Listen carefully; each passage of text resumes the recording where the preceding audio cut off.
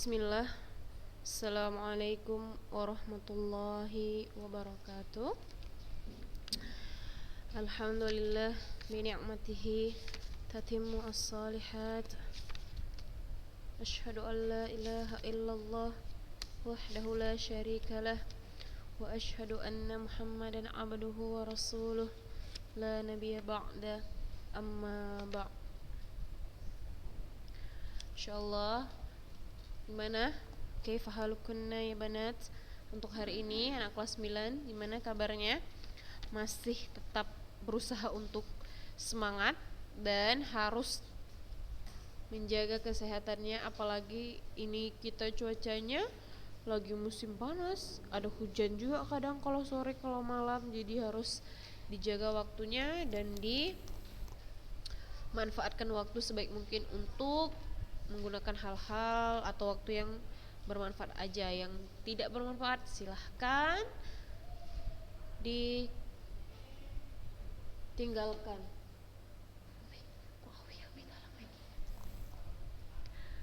Dah, jadi kemarin kita setoran hadis ke berapa ya?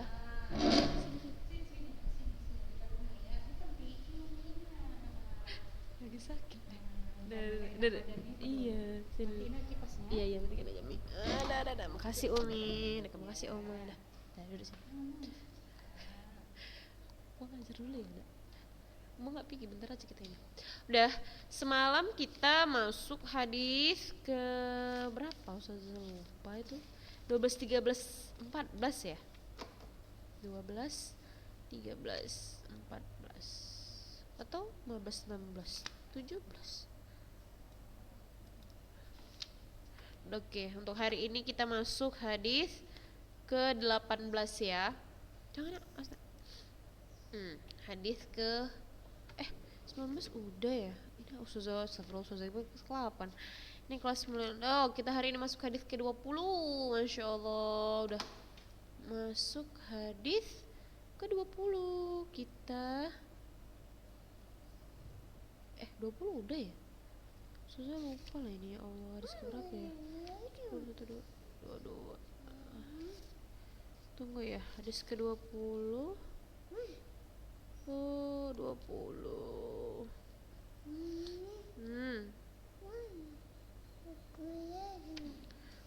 Oh, buku ya nanti ya. 23 kalau 23. Tunggu belajar dulu kakak. Oh, kita masuk hadis ke 23. Ustaz pikir kelas 8 tadi. Tunggu. Aroma nanti. Udah. Kita masuk hadis ke 23. Itu judulnya adalah perkara-perkara kebaikan. Hadis ke-23 pendek. Oh, satu aja lah kita berarti ya. 24 soalnya Masya Allah panjang. Itu jadi kita masuk hadis ke-23. Dah. Bismillah. An Abi Malikil Harith bin Asim Al-Ash'ari radhiyallahu anhu qala, qala Rasulullah sallallahu alaihi wasallam, at-tuhuru syatrul iman, walhamdulillahi tamla'ul mizan, wa subhanallahi walhamdulillahi tamlani au tamla'u ma bainas sama'i wal ard, wassalatu nur, wassadaqatu burhan, wassabru diya'un, wal qur'anu hujjatun laka au alaika, kullun nasi yaldu faba'i'un nafsah famu'tikuha au mubiquha, rawahu Muslim. Nah, untuk hari ini kita hadisnya ke 23 aja ya, karena 24 panjang. Panjang Masya Allah, jadi 23 aja. Masya Allah pendek, semoga kalian semuanya hafal ya. Nah, dari Abu Malik Al-Harith Asim Al-Ash'ari sama Amarica radhiyallahu anhu, dia berkata bahwasanya Rasulullah Shallallahu alaihi wasallam bersabda. Apa kata Rasulullah? At-tuhuru syatrul iman, kata Rasulullah. Bahwasanya bersuci itu at-tuhur itu artinya bersuci itu sebagian dari iman. Terus kalau yang misalnya nggak bersih tuh misalnya bersucinya, atau misalnya suka buang-buang pembalut kemudian darahnya nggak dibersihkan, kira-kira itu gimana itu imannya ya? Dipertanyakan itulah imannya. Jadi untuk kalian yang anak gadis, biasakan ketika kalian menggunakan pembalut ketika haid, pembalut misalnya yang sekali pakai, biasakan untuk membersihkan dulu darahnya, jangan merah-merah kayak gitu dibuang, tuh jorok ya kan. Tuh harus kita bersuci dulu, barulah dikatakan kita itu punya iman. Apalagi kita perempuan ya kan, istinja yang bersih, menggunakan tangan kiri, tidak menghadap kiblat tuh ya. Terus yang paling sering dilakukan anak akhwat ini adalah memperlama waktu mandi wajib, ya kan. Dia biasa mandi wajib itu cuman dia biasa haid itu 7 hari.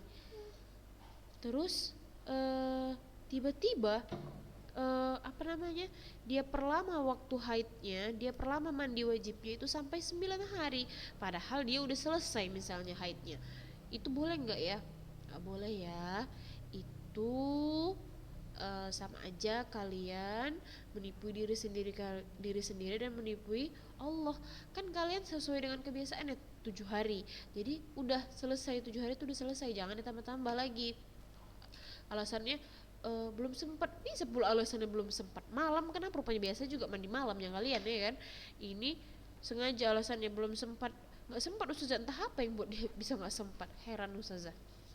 Jadi harus segera disucikan dirinya apabila sudah selesai dari haidnya gitu ya.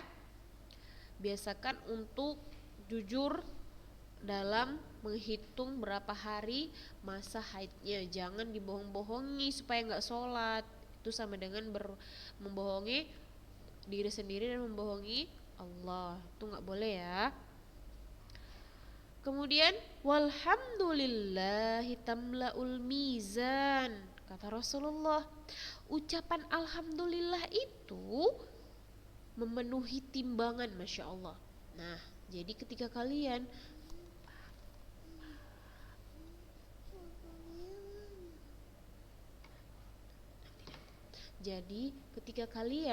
mengucapkan alhamdulillah, terus itu masya Allah, ucapan yang cuman satu kata itu ada pahalanya loh, mendapatkan pahala. Jadi biasakan untuk menggunakan kata-kata yang baik ketika kalian mendapatkan musibah gitu. Terus kalau misalnya hari ini nggak selesai tugas, atau hari ini dong ngerjain tugas, habis itu nilainya cuman 70 atau nilainya cuman 60, maka kalian harus tetap mengucapkan alhamdulillah ala kulli hal kayak gitu. Terus alhamdulillah bi ni'matihi tatimmu as-shalihat, itu merupakan timbangan yang mendapatkan pahala dari Allah. Jadi harus dibiasakan lisannya mengucapkan kalimat-kalimat thayyibah, karena itu merupakan zikir kepada Allah ya. Jangan pula misalnya dapat nilai 70 terus dibilangnya, malas kalau udah ngerjain, udah capek rupanya nilai cuma segini. Itu nggak boleh ya. Itu tandanya kita nggak bersyukur. Mungkin rezeki anti untuk hari ini ya segitu. Insyaallah ketika anti sering mengucapkan kalimat-kalimat thayyibah, nilai anti jadi bertambah, kan kita nggak tahu ya kan gitu. Kemudian subhanallahi walhamdulillahi tamlani au tamla'u ma bainas sama'i wal ard. Nah, jadi apa namanya, ucapan subhanallah dan alhamdulillah itu memenuhi antara langit dan bumi. Maksudnya ketika kalian sering melakukan zikir pagi dan petang, di pagi dan di sore hari, Masya Allah, antara langit dan bumi itu menjaga kalian.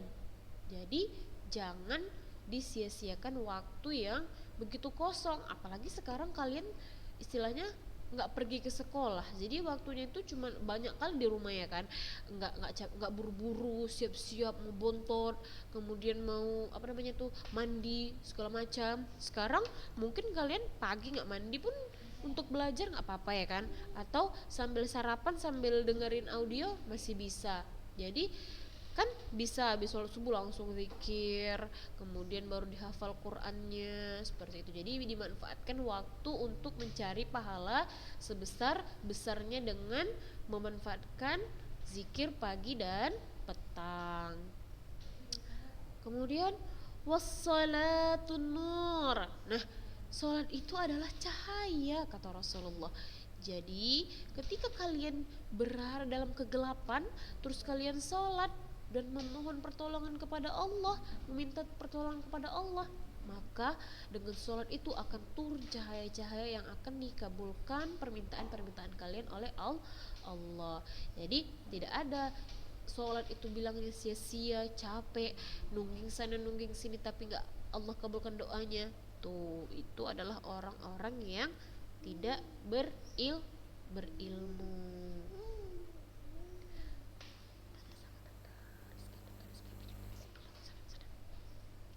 Kemudian was-shadaqatu burhanun, kata Rasulullah bahwasanya sedekah itu adalah bukti nyata. Tunggu ulang ajar dulu ya. Sedekah itu adalah bukti yang nyata. Maksudnya gimana? Tuh misalnya kalian sebagai seorang pelajar dikasih orang tua kalian itu duit misalnya sekitar 5.000 atau 10.000. Terus kalian kasih orang untuk bersedekah, kalian menyedekahkan atau berinfak uang kalian itu sebanyak 5.000, ya kan? Itu kalian dikasih misalnya 10.000, terus kalian infak 5.000, jadi setengah lagi kalian masih ada uang. Tapi di sisi lain satu orang yang lain dia cuma dikasih 5.000, terus dia berinfak 5.000, Masya Allah ya kan. Jadi semua yang dia punya itu dikasihkannya. Tuh, walaupun Allah tidak membalasnya sekarang, tapi bukti nyatanya itu ada bahwasanya ketika kita berinfak, insya Allah Allah akan membalas semua apa namanya itu yang udah kita infakkan itu nanti ketika walaupun nggak di dunia, tapi ketika kita di akhirat. Boleh ini di sini aja. Ketika di akhirat bakalan dibalas oleh Allah seperti itu. Jadi itu adalah bukti nyata yang betul-betul nyata bahwasanya ketika kita berinfak, insya Allah pasti dibalas oleh Allah. Makanya jangan pelit gitu. Tidak hanya uang atau materi yang bisa kita infakkan, tapi misalnya kita bisa berinfak ilmu, atau misalnya mengingatkan teman kita yang mungkin belum melaksanakan tugas, itu bisa kita apa namanya, kita nasihati dia untuk Fulana, anti segera setoran, karena nanti kalau anti nggak setoran nanti ustazah marah sama anti. Nah itu merupakan kalian bentuk sedekah ilmu yang kalian miliki untuk orang lain seperti itu. Jadi kalian jangan, apalagi kalau misalnya ada teman yang nggak ngerti ini kayak mana ya, anak nggak ngerti, kalian boleh kasih tahu dengan menjabri dia. Mungkin dia segan kadang-kadang nanya sama ustazahnya, jadi dia nanya sama kalian, terus kalian bilang ana nggak tahu, ana nggak ngerti, padahal kalian sudah siap. Nah kita nggak boleh pelit ilmu, karena Allah sangat melarang kita untuk bakhil seperti itu ya, apalagi dengan ilmu nggak boleh. Tapi kalau kawan kalian nanya sama kalian apa namanya itu jawaban, itu baru nggak boleh, karena itu namanya dia malas ya kan. Itu nggak boleh seperti itu ya. Kemudian jangan apa tadi, wasabru Was-sabru diyaun. Sabar itu adalah apa? Sinar. Kenapa sabar itu adalah sinar? Iya, karena tidak semua orang itu bisa sabar dengan cobaan yang dihadapinya, dan tidak semua orang itu bisa sabar dengan apa namanya, ujian yang Allah kasih ke dia itu. Makanya makanya kata Rasulullah, sabar itu adalah sinar. Jadi orang-orang yang memang sabar dalam menghadapi semua ujian yang dikasih sama Allah itu akan bersinar ketika nanti di akhirat, dan dia memiliki apa namanya itu, memiliki cahaya tersendiri atau sinar tersendiri untuk orang-orang yang sabar. Jadi karena mereka itu adalah orang-orang pilihan yang hanya mampu, dan tidak semua orang mampu melaksanakannya kayak gitu. Jadi ketika kalian mendapatkan ujian, mungkin kok Ana beda ya sama dia tuh kayaknya sekali baca udah hafal, terus lancar pula tuh. Ana udah 10 kali baca nggak hafal-hafal, udah 20 kali baca nggak hafal-hafal, udah 25 kali baca juga nggak hafal-hafal, rasanya Ana udah putus asa. Nah, tapi kalau kalian bersabar, kemudian kalian berpikir, ada coba lagi, pasti insya Allah kalian lebih banyak pahalanya ketimbang yang sekali baca. Coba bayangkan, anti sudah mengulang 25 kali hadits ini, terus anti nggak hafal-hafal. Coba bayangkan berapa pahala yang sudah anti dapat ketika anti mengulang seperti itu. Dan ketika anti hafal, mungkin anti langsung mutqin daripada teman yang hanya sekali baca gitu. Jadi coba sekali-sekali dengan apa yang kalian miliki itu berpikir positif dan selalu berprasangka yang baik sama Allah. Jangan langsung, ya Allah kayak gini kali lah ada ini, kenapa sih ada takdir untuk jadi orang yang nggak ngerti-ngerti dan nggak paham-paham. Nah itu nggak boleh ya. Jadi harus tetap berprasangka baik sama Allah. Kemudian wal Qur'anu hujjah laka aw alaik. Terus Al-Quran itu merupakan hujjah.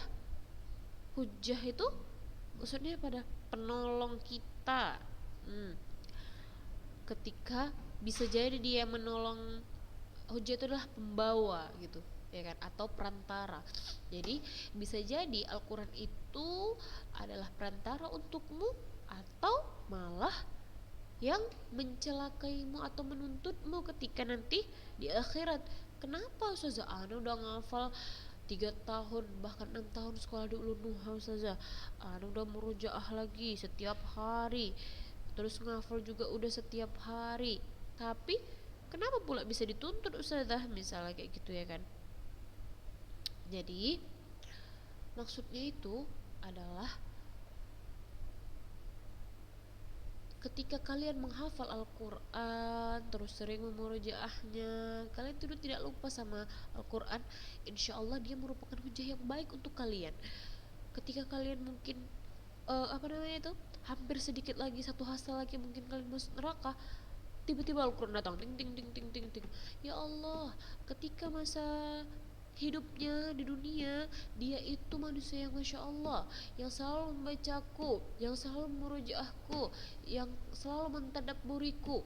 Nah ternyata hujah Al-Quran tadi itu yang telah membela kita, kita nggak jadilah masuk neraka, kita jadinya masuk surga karena kita telah memanfaatkan atau membaca Al-Quran tadi seperti sahabat kita sendiri gitu. Kita kalau kehilangan itu rasanya sedih seperti itu. Nah begitu juga dengan Al-Quran tadi, ketika kalian hampir masuk neraka, sedih dia, nggak mau dia, maka kalian pun dibelanya gitu. Tapi ada orang yang hampir satu hasta lagi dia itu masuk surga, tiba-tiba datang si Al-Quran tinggi tinggi tinggi tinggi tinggi. Nah terus itu dibilangin, ya Allah, ketika masa hidupnya, ketika di dunia dia itu mengangguriku, dia itu tidak membacaku, dia tidak merojaahku, dan dia tidak mentadaburiku. Ketika dia baca cuma setahun aja, habis itu dia lupa sama aku ya Allah.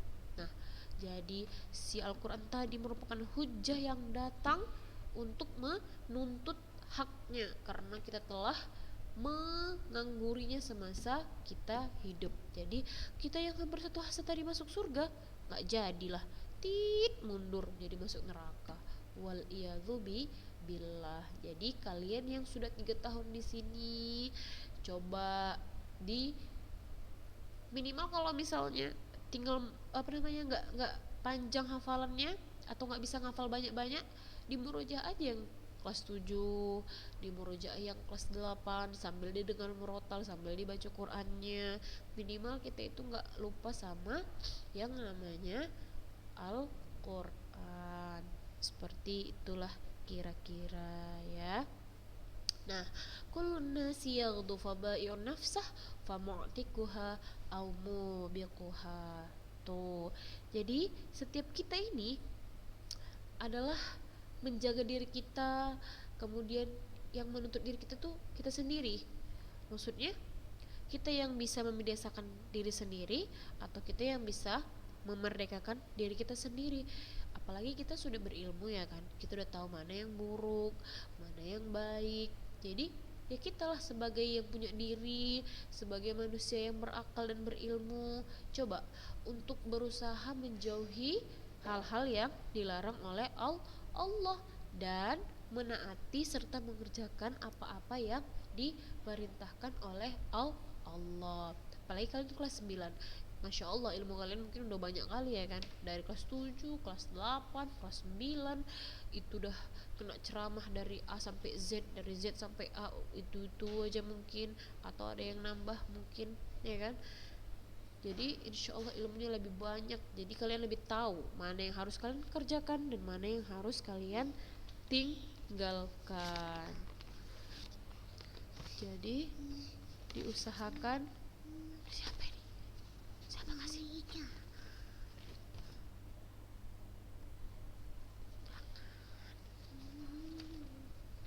Jadi coba dibiasakan untuk melakukan hal-hal yang baik. Kan kemarin kita sudah belajar hal-hal yang bermanfaat itu apa, yang tidak bermanfaat itu apa. Silahkan ditinggalkan hal-hal yang tidak bermanfaat dan dikerjakan hal-hal yang bermanfaat. Tuh ya, kan sudah dewasa, sudah bisa berpikir mana yang baik dan mana yang buruk.